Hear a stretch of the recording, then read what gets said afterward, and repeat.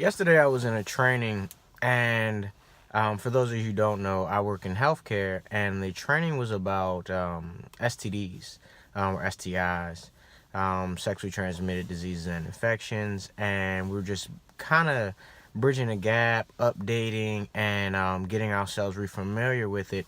And something that really struck me was was really like a revelation moment for me, because I was just like, this is crazy. So I have to share this with you guys.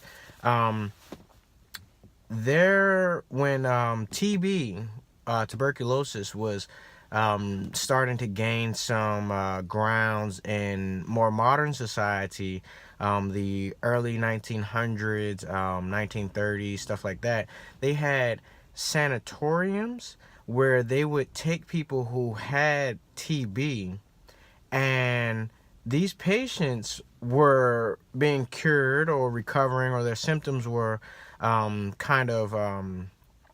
regressing as they were exposed to natural UV light.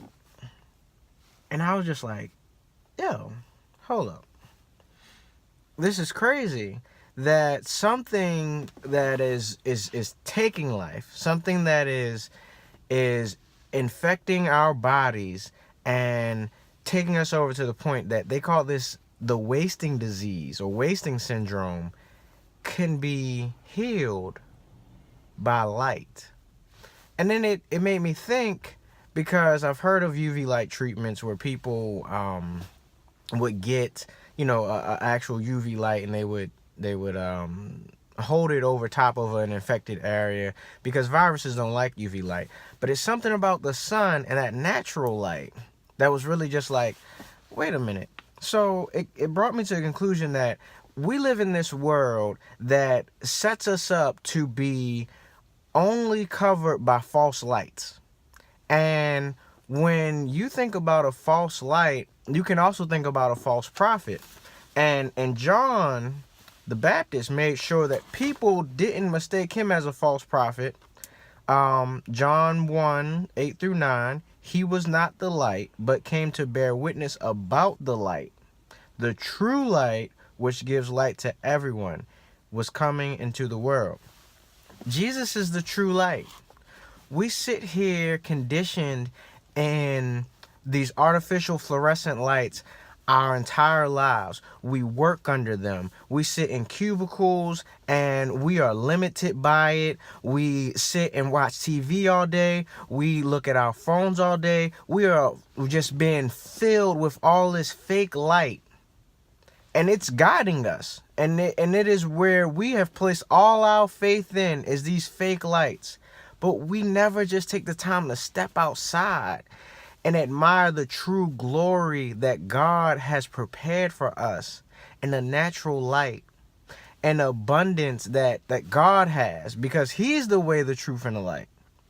And we miss that because we got all these false lights that are around us telling us how we should be, what we should do, and how to live our lives. And it really, really struck a chord with me, because God brings healing.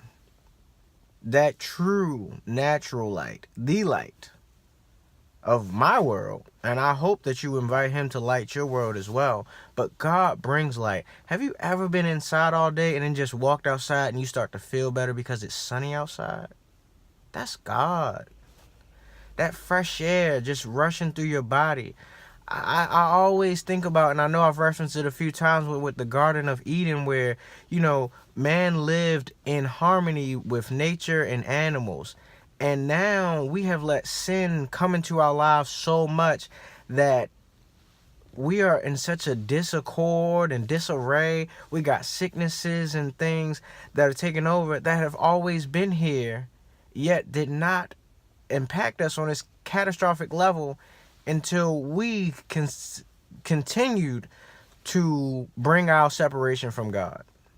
So I challenge you today to rethink all the false lights that you have in your life and see where you can cut them back or really curb the false lights that are The only thing that's shining in your life.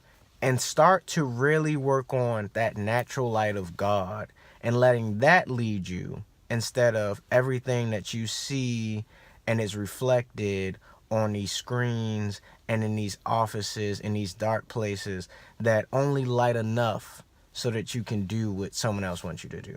Let God do some things for you. So I know it's running a little long, but I appreciate you guys as always, and just seek that light of God. That's all I can say.